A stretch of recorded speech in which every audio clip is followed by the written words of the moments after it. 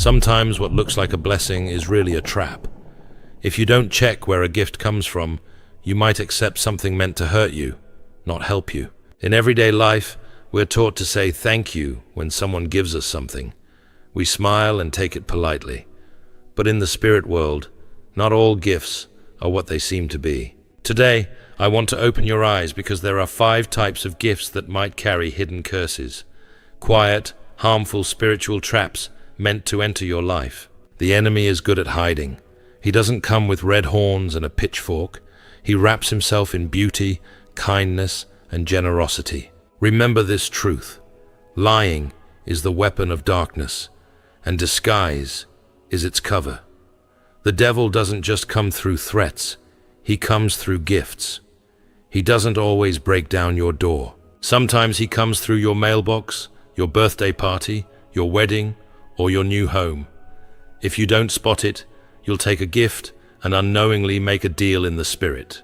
The Bible says in Proverbs 15:27, "Greedy people bring trouble to their families, but those who hate bribes will live." This isn't just about bribes in court. It's about being careful with anything you get from the wrong source or with bad intentions. In the spirit world, receiving means agreeing. When you take something, you line up with the giver, for good or bad. I want you to hear me clearly. These gifts I'm about to mention aren't evil by themselves, but the enemy uses them to carry bad influence into your life. Satan doesn't need you to say yes. He just needs you to take part. And one moment of not knowing the spiritual danger can open the door to years of trouble. So let's look deeper now. The first kind of gift you should never accept is jewelry or clothing from someone whose spiritual life is doubtful or who fights against good rules. Why? Because clothes and jewelry carry presence. They soak up the feeling of their previous owner. In Acts 19, the Bible tells us people took Paul's handkerchiefs and aprons to the sick, and demons left because God's presence was on them. If God's power can move through cloth, don't you think evil power can too? Some bracelets, rings, or necklaces aren't just fashion items. They're spiritual chains. They were blessed, but not by God. They were prayed over, but by hands serving the wrong altar. Some clothes were made during dark rituals, and when you put them on, your life changes. You start having scary dreams. Fighting in your spirit grows, and you don't know where it came from. It came from what you wore. You must check the source. In the world of witchcraft, certain oils and perfumes are spiritually charged to draw spirits, control emotions, tempt minds, and open doors to the spirit world. Be careful with scents given to you by people involved in New Age practices or strange spiritual beliefs. Some oils weren't made in a factory. They were made in a ritual. People chanted over them, put blood on them, and gave them spiritual missions. That's why when you wear it, you feel different. You think it's confidence? It's really a cover of influence made to attract not favor, but spiritual attention. That beautiful statue might be a god in someone's village. That old mask might have been worn during ancestor worship. You might call it culture, but in God's kingdom, it's an altar. In Deuteronomy 7:26, the Lord said, "Do not bring anything awful into your house, or you will be destroyed like it. Hate it completely, for it is set apart for destruction." Listen, some of you are asking for freedom, but the altar you're trying to tear down is sitting on your coffee table. The evil spirit you fought on Sunday is looking at you from your bookshelf. You can't host God's presence and keep the enemy's tools. You must choose. Gifts from other spiritual systems are doorways. They invite legal access, and demons don't need you to invite them. They need a reason. That item might be why you can't sleep, why your business is failing, why your children are rebelling. The enemy doesn't fight fair. He hides where you can easily see him. When God gave Israel the promised land, he didn't just tell them to win it. He told them to destroy every idol, every image, every object tied to false worship. God didn't say keep it because it looks nice. He said destroy it so it won't trap you. Some of you are sleeping next to traps. You've decorated your house with traps. You've put traps on your body calling it fashion. But tonight, God's Spirit is turning on the lights in your life. Your spirit feels uneasy about something. Don't ignore it. Don't say, "Oh, maybe I'm thinking too much." No, that's God's Spirit speaking to you. He doesn't shout, he gently nudges. He doesn't panic, he guides. And if you ignore his warning, you might end up keeping what heaven told you to throw away. The second type of gift to avoid is one that comes as a peace offering from someone who cursed you, fought you, or competed with you before. Let me explain. In witchcraft, making up can be a ritual. A deal with demons can be hidden as forgiveness. Just because someone says sorry doesn't mean they've truly changed before God. And many times, their gift isn't to bring peace, but to regain control. Proverbs 26:24-25 says, "Though they speak nicely, don't believe them, for there are 7 bad things in their heart." I'm not telling you to hold grudges, but I am telling you not to be foolish. Spiritual maturity means I can forgive you without opening my door to you again. A gift from a wrong heart is a hidden bribe. It's meant to come back into your life, not to bless you, but to get spiritual access again. Be wise. That innocent-looking book someone gave you, that cultural story, that ancient wisdom text, it might hold more than you realize. Words are seeds. When you read something inspired by demons, those spirits look for a place to stay. Some books aren't just informative, they are doorways. They plant ideas, twist truths, blur what you know is right. If the writer bowed to false gods while writing, don't be surprised if reading it opens a door in your mind. Be careful what you bring into your home, your spirit, your soul. Remember this, the kingdom of darkness doesn't need you to help. It just needs you to not know. It grows when you don't question, when you don't check, when you accept everything without spiritual insight. But God's Spirit is a spirit of truth. He shows what's hidden. He exposes what's covered. And he doesn't reveal to entertain. He reveals to set free. He exposes so you can remove it. Some of you need to check your spiritual house tonight. Go through your jewelry, your bookshelves, your souvenirs, your gifts. Don't just look at them. Pray over them. Ask the Lord, what doesn't belong here? What has attached itself to my space? What is fighting against my peace behind closed doors? The devil hopes you never ask these questions, but the moment you do, the chains begin to shake. Why? Because once the truth is shown, the lie loses power.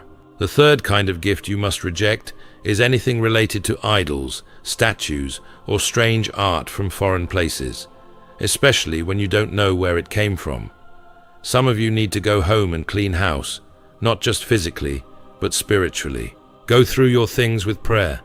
Check your closet, your drawers, your downloads, your bookshelves, your decorations. Put your hands on things and ask God's Spirit, does this honor you, or does this hurt you? Some of you have idols without knowing it. Some of you have items from foreign lands that carry the leftover spiritual weight of ancestor worship. Some of you have jewelry that was made as part of spiritual rituals. It's time to do more than decorate. It's time to make holy. And don't just clean your house, clean your heart. Ask the Lord, have I kept things because of pride, emotion, or fear? Some people don't throw away cursed gifts because they're afraid to upset the giver. But let me ask you, would you rather upset a person or upset God? Would you rather disappoint someone or disappoint God's Spirit? When Saul disobeyed God and kept what was supposed to be destroyed, the kingdom was taken from him. He lost everything, not because he didn't fight, but because he didn't finish. He saved what God said to get rid of, and God doesn't bless what he told you to break. Some of you need to burn the bridge to your past. That love letter you kept for memories, get rid of it. That item from your old life, the one that reminds you of your party days, your rebellion, your sin, destroy it. That object from someone involved in witchcraft or false religion, don't give it away, burn it. Don't give someone else a curse, destroy it completely. When the Israelites found items set apart for destruction, they didn't sell them again. They burned them before the Lord. And because of that, They restored favor with heaven. You're not being paranoid when you question what enters your space. You're being wise. The Bible says, "A wise person sees danger and hides, but the simple keep going and suffer." Some of you have suffered because peace never comes. You've suffered from delay, from being stuck, from division, and you've been praying, but not purging. The curse isn't always outside. Sometimes it's inside your own tent. Remember the story of Achan? One man kept a cursed item in his tent, and the whole nation lost the battle. Joshua didn't know why the army was losing until God said, "There's a cursed thing among you." And the moment it was found and removed, victory returned. Don't think your hidden object won't affect your visible results. One cursed object can contaminate your whole atmosphere. I've helped people who struggled with demonic oppression for years, only to find it was connected to something small they had missed. A coin from a ritual, a charm bracelet from a psychic, a handmade item from a relative involved in dark practices. The enemy doesn't always knock loudly. Sometimes he slips in through sentiment. He hides behind culture. He hides behind politeness. But his mission is always the same: to kill, to steal, and to destroy. I've seen people whose entire spiritual climate changed because of a single object. I'm not telling you theory. I'm telling you what I've witnessed. The fourth gift that often carries hidden witchcraft is money given to control you. Not all money is neutral. That's why in Matthew 6:24, Jesus said, "You cannot serve both God and money." He didn't just say money. He named the spirit behind corrupted money. Money given to control you, to make you feel guilty, to own your loyalty. Reject it. Gifts with strings are not gifts. They are chains. Some people use giving as a witchcraft tool. They want you to depend on them, submit to them, fear them, and the moment you try to leave, they remind you of everything they gave you. That's not love. That's spiritual witchcraft. That's not generosity. That's a curse in disguise. If someone's giving is trying to make you their prisoner, reject it. It's better to be free with nothing than to be blessed but bound. One of the most hidden spiritual chains forms when someone gives you a gift to establish control, emotional dependence, or a lasting connection. That ex-boyfriend who gave you jewelry and you've kept it in your drawer just because it's pretty. That old friend you stopped talking to after betrayal, but you still wear the scarf they bought you. That person who liked you romantically and gave you a watch or ring, and even though nothing happened between you, you kept it. You don't realize what you've done. You've allowed their spirit to stay close through the object. The soul tie wasn't just emotional. It became spiritual the moment you kept what they used to mark you. And the longer it stays, the harder it becomes to move forward.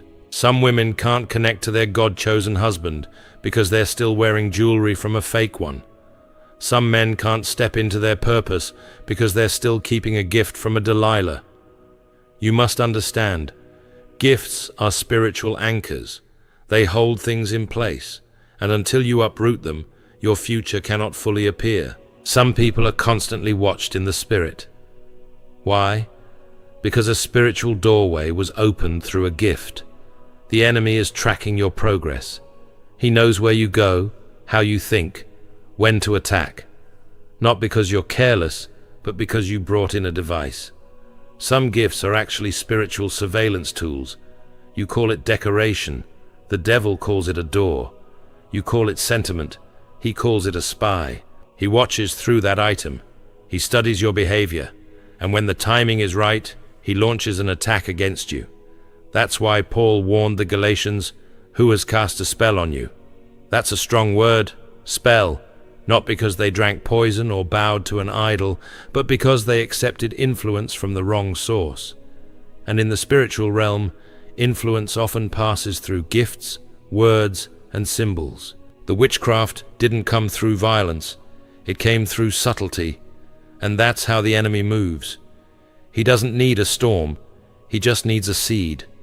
If he can plant the right seed through the right gift at the right time, he will harvest destruction in your life. You must learn to question every gift. Ask questions in the Spirit. Lord, is this from you? Don't just look at the giver. Look at the altar they stand on. What spirit controls their life? What's flowing through their hands? Because what flows through them flows into what they give.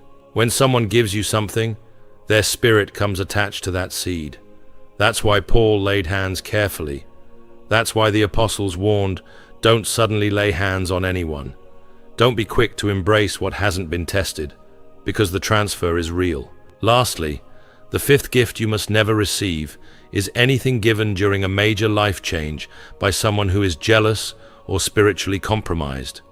When you're getting married, starting a business, buying a home, or having a baby, that's when your life is most vulnerable.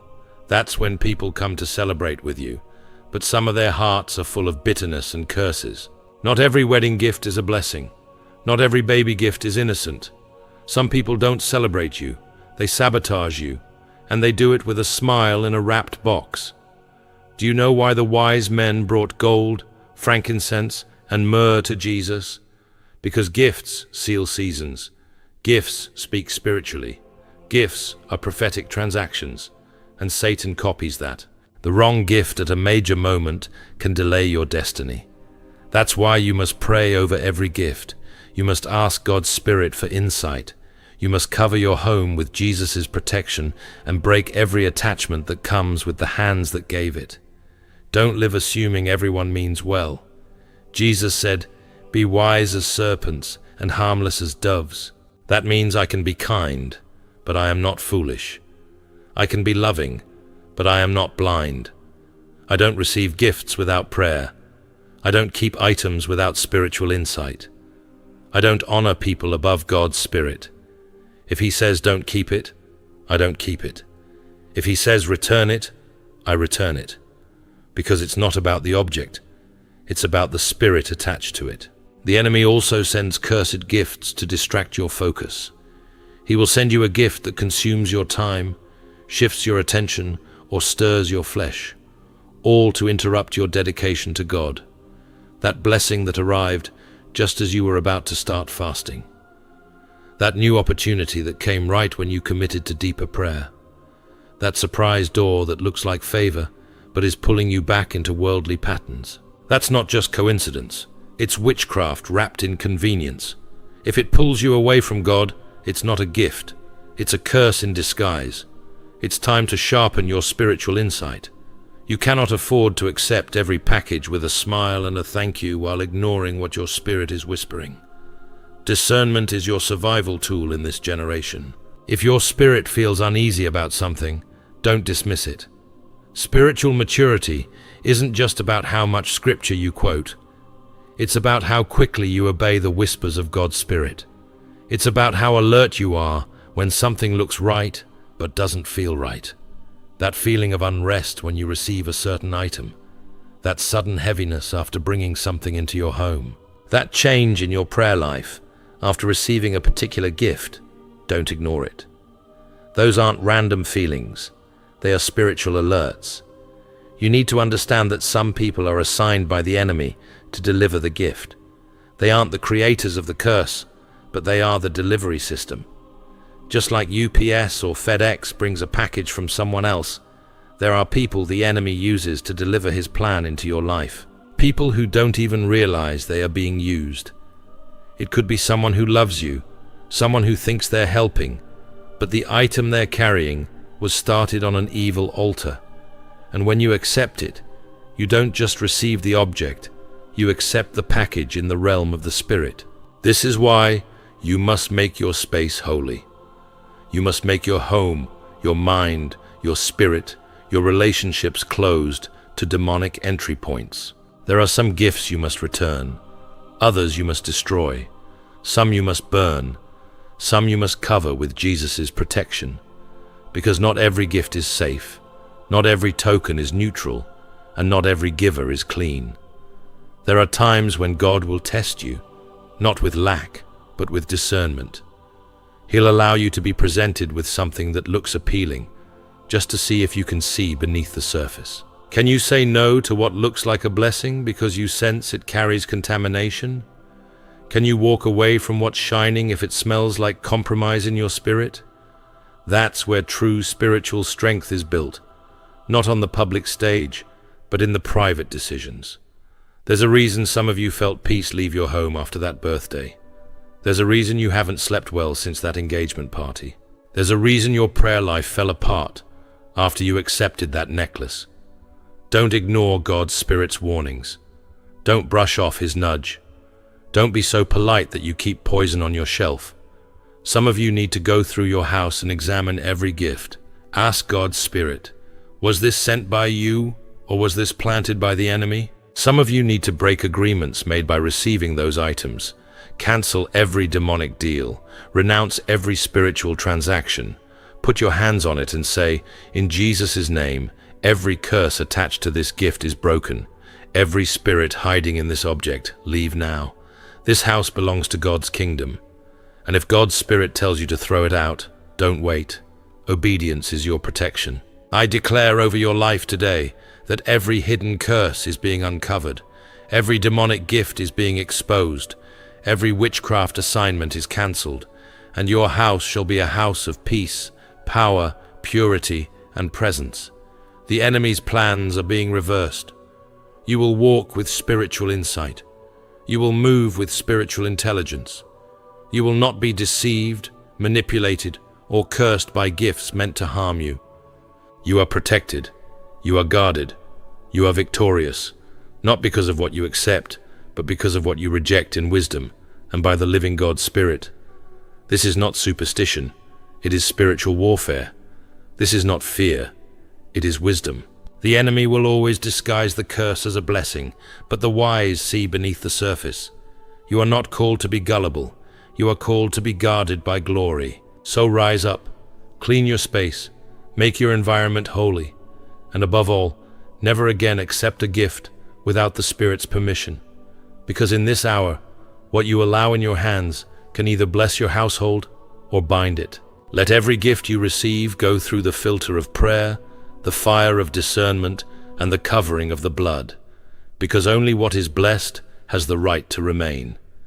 May your eyes be opened, your home be cleansed, and your destiny be protected starting now.